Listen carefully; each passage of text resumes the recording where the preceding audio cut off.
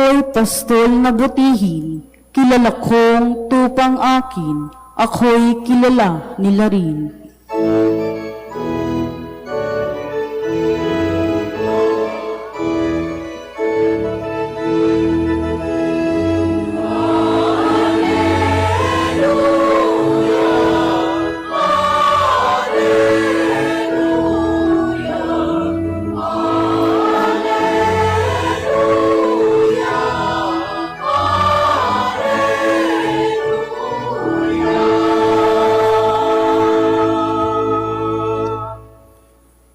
Sumainyo ang Panginoon. At sumaiyo rin. Ang mabuting balita ng Panginoon ayon kay San Juan. Papuri sa iyo, Panginoon.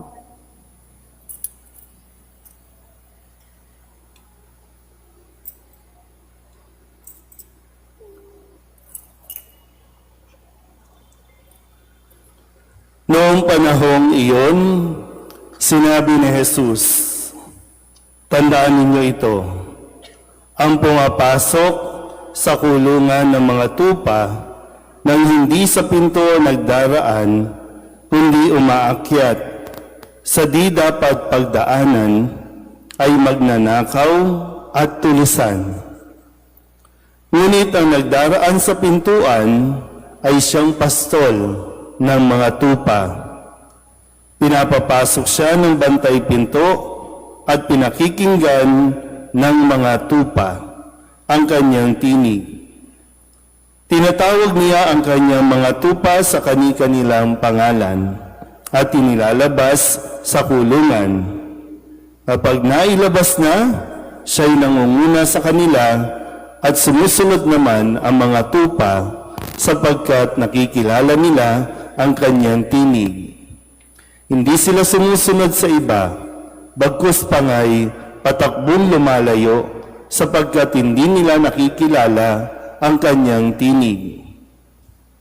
Sinabi ni Jesus ang talinghagang ito, ngunit hindi nila maunawaan ang ibig niyang sabihin. Kaya't muling sinabi ni Jesus, tandaan ninyo, ako ang pintuang dinaraanan ng mga tupa. Ang mga nauna sa akin ay mga magnanakaw at mga tulisan. Ngunit hindi sila pinakinggan ng mga tupa. Ako ang pintuan. Ang sinumang pumapasok sa pamamagitan ko'y maliligtas. Papasok siya at lalabas at makatatagpo ng pastulan. Kaya lamang pupunta rito ang magnanakaw ay upang magnakaw, pumatay at magwasak. Naparito ako upang ang mga tupay magkaroon ng buhay, isang buhay na ganap at kasaya-saya. Ang mabuting balita ng Panginoon. Pinupuri ka naming Panginoong Hesukristo. Isang magandang gabi po sa inyong lahat. Ngayon po ay Lunes ng ika-4 na linggo ng Pasko ng muling pagkabuhay. Bagamat ang Ebanghelyong aking pong binasa ay narinig na natin kahapon, linggo, at kung babasahin niyo po ang Ebanghelyo sa araw na ito ay katulad din ng mensahe kahapon, pero ang pagkaiba lang po kung babasahin ninyo mamaya yung Ebanghelyo natin ay sinasabi din na mayroon din na ibang mga tupa na nangangailangan din na kanyang kalinga. Mayroon din iba pang mga pastol o mayroon din iba pa na hindi kabilang sa kanilang kawan na dapat din niya pong pagpahayagan ng mabuting balita na sinasabi nga dito na yung kaisipan kasi o mentality ng mga Israelita dahil sila nga yung the chosen one, no, ang bayang pinili ng Diyos, pero sa panahon ni Kristo ay pinapaliwanag na bagamat sila ang pinili, pero hindi iniaalis ang kaligtasan doon sa iba pang lahi. Naintindihan po ba? So mayroon pang ibang tao, hindi lang ang bayang Israel. Marami pang lahi, marami pang bayan na dapat ay kailangan din niyang puntahan. Nakuha po ba? So, ito yung kung pagninilayan natin sa Panginoon, at tandaan niyo po, ang kaligtasan ay hindi exclusive. Kahit pa sabihin nila na kami lang ang maliligtas, kami lang ang piniling bayan ng Diyos, ang kaligtasan ay iniaalok para sa lahat. Binuksan ito ni Jesus para sa lahat. Kasi para bang, kung titingnan nyo, kung Israelita lang, saan ang mangyayari sa mga Pilipino? So hindi tayo maliligtas? Ano mangyayari sa mga taga-US? Hindi na maliligtas? Ano mangyayari sa ibang bansa? Sa Europe, sa France, o kung saan man, sa Asia? Ang mga Chinese ba, hindi maliligtas? So kung pag dinilayan natin ng mabuti, hindi nagiging exclusive ang Diyos. Kaya mali na isipin natin na tayo lang ang maliligtas. Maling-mali. Kung sa pag-aaral natin, pagninilay natin sa ipinahayag o ipinapahayag ni Kristo, walang sino man ang pwedeng magsabing kami lang ang maliligtas. So, hindi pwedeng maging exclusive. Ngayon, tingnan po natin. Ito ang uling araw o gabi. Di ba? Lahat tayo nakatingin sa kanya, di ba? Ito ang huling araw o gabi ng pananatili ng imahe ng mahal na Birhen ng kapayapaan at mabuting paglalayag. Pwede bang palapakan natin ang Panginoon?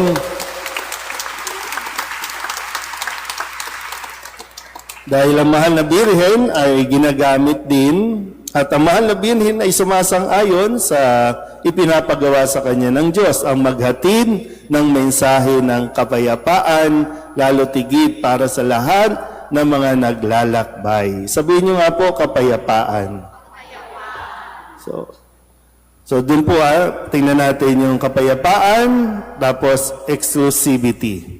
Tingnan natin kung ano. At least kasi aalis na ang imahe ng mahal na Birhen, pero ano ang maiiwan sa atin? Siyempre yung aral na dapat nating isabuhay pag alis niya. Ngayon, pag sinabi, anong pagkakaintindi ninyo pag sinabing kapayapaan? Uy, mga pipe, no? Walang gera, walang away. Ganun ba talaga yung... Pag sinabing kapayapaan, dapat pare-pareho tayo. Pag hindi tayo nagkapare-pareho, mag-aaway tayo. Pantay-pantay. Ganun ba yung para magkaroon ng kapayapaan? O ibabalik ulit sa mensahe ng Ebanghelyo na ipinapahayag na sinasabi ni Kristo, mayroon pang iba. Mayroon din iba. Kaya nga, di ba, sa unang pagbasa, nung una, sinisita nila si Pedro. Kasi si Pedro nakikihalubilo sa mga hintil. Hudyo sila. Kasi yung mentality nga ng mga Hudyo, dapat kami lang, dapat tayo lang.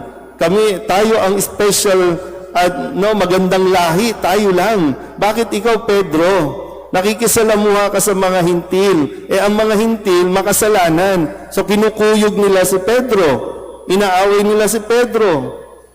O ngayon, pinaliwanag ni Pedro, hindi. Nagpakita nagkaroon ng isang pangitain na siya ay inutusan din na pumunta sa mga hintil. Kaya nga napabilang na si Pablo, di ba, si Saulo, na dating pumapatay ng mga Kristiyano, pero tinawag din ng Panginoon, nagpakita din si Kristo sa kanya. Ang kapayapaan, kung gusto natin ang kapayapaan, yung hindi tayo dapat nagiging exclusive. So bakit nagkakaroon ng gera? Kasi ang gusto ng ibang bansa, dapat tayo lang may control. Ayaw din pumayag nito, kaya may gera. Yung kala natin, ay may kapayapaan kasi tahimik sila, tahimik doon, pero lahat ng pangangailangan, control nito. Pero dahil merong ayaw pumayag, kaya nagkakaroon ng gera. Sa Pilipinas, bakit walang kapayapaan? Kasi dapat pagpartido natin, dapat tayo lang lahat nakaupo dyan. Kaya nga merong majority, merong minority. At hindi sila magkaintindihan kasi kontrahan ng kontrahan. Sa simbahan, sa mga organisasyon, bakit nawawala ang kapayapaan? Kasi dapat grupo lang namin ito. Grupo niyo yan, grupo na. Kapag mayroong nakita, ay naku, ito pa nga, di ba? Pag may nakitang picture, nag-post, bakit kasama siya doon? Bakit nandoon niya? Gera na. Kasi hindi siya dapat makihalubilo sa iba. Pag Nazareno, hindi dapat sumama sa DMI. Tama ba?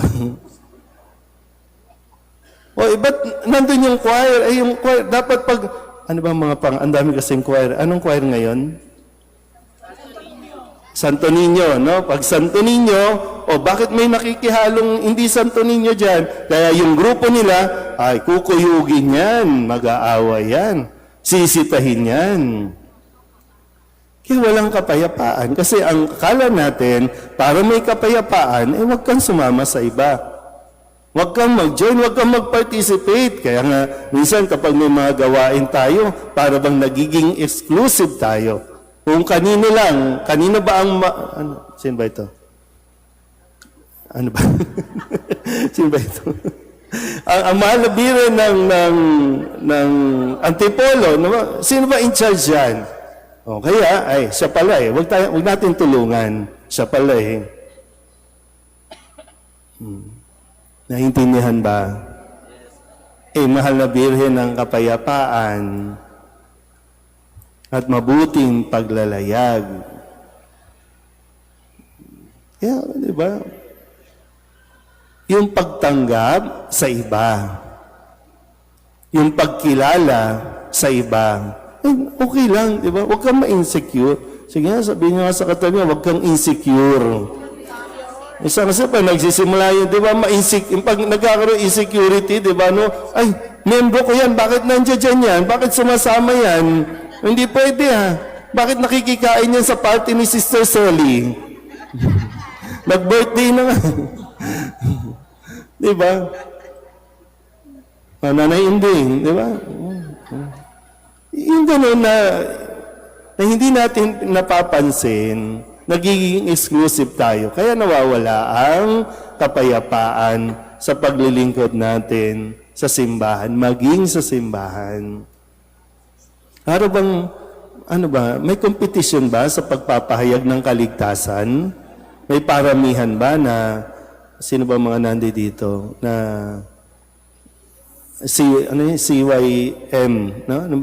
Lahat ba ng CYM maliligtas? Lahat ba ng Legion of Mary, kayo lang ang maliligtas? DMI. Elector, lahat ba? Parang ganun, di ba?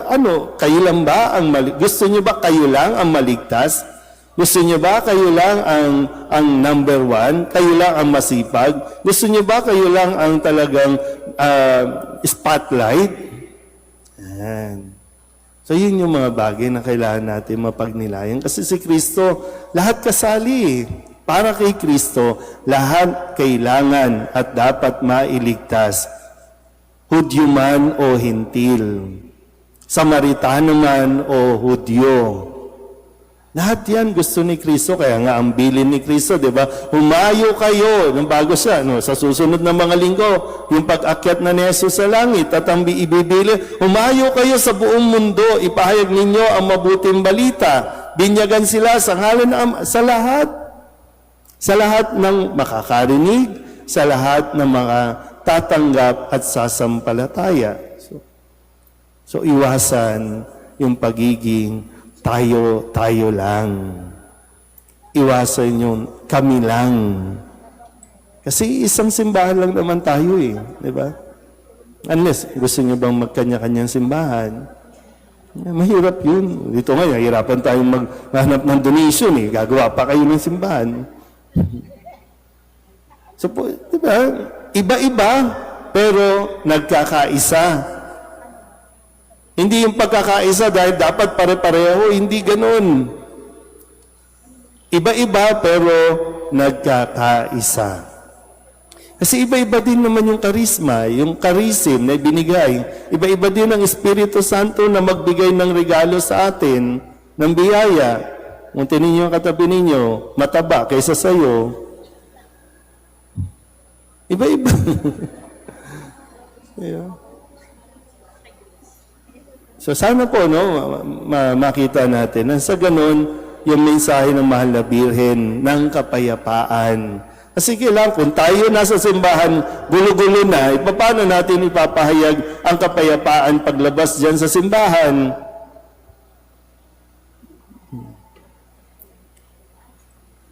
Ano? Ang sarap nyo rin kasing, no? Pero, di ba, napakaganda ng mensahe. Sino ba mga nagpa-fashion show sa mga sakristan natin, no? Mayat pumapasok, lalabas, pasok. Yan, mowas. Wow, the best. Diba? So, iiwanan, aalis ang Mahal na Birhen ng Antipolo, pero iiwan niya ang aral na kanya rin namang natutunan sa ating Panginoong Jesucristo. Siya na nga yan, nanay na nga yan, di ba? Nanay na ni Jesus yan. Di ba? Pero lahat, welcome. Lahat pinupuntahan ng Mahal na Birhen. Kaya patuloy ang kanyang, di ba, yung pagpapakita niya at paghahatid ng mensahe para din sa lahat. Kristyano man o hindi. Marami nang kwento, di ba? Hindi pa Kristyano pero nagpakita siya. Hindi pa Kristyano pero ipinahayag na ang mabuting balita. So ganun din nawa tayo, lalo na tayo, no? Na mga nabinyagan at Kristiyanong tinuturing, sana po ma-break natin yung pagiging exclusive natin at i-welcome natin ang bawat isa. Pero wag naman yung miyembro ka na ng DMI, miyembro ka pa ng ASEAN, miyembro pa ka ng ganito. Wag naman ganun, no? Ibigay mo naman sa iba. Lahat na lang sinalihan. Kaya tuloy, lahat nagugulo dahil sa iyo. No? Pero muli ha, ang Mahal na Birhen ay laging umaalalay sa atin, gumagabay sa atin, patungo sa isang mapayapa at mabuting paglalakbay patungo sa kanyang anak. Amen.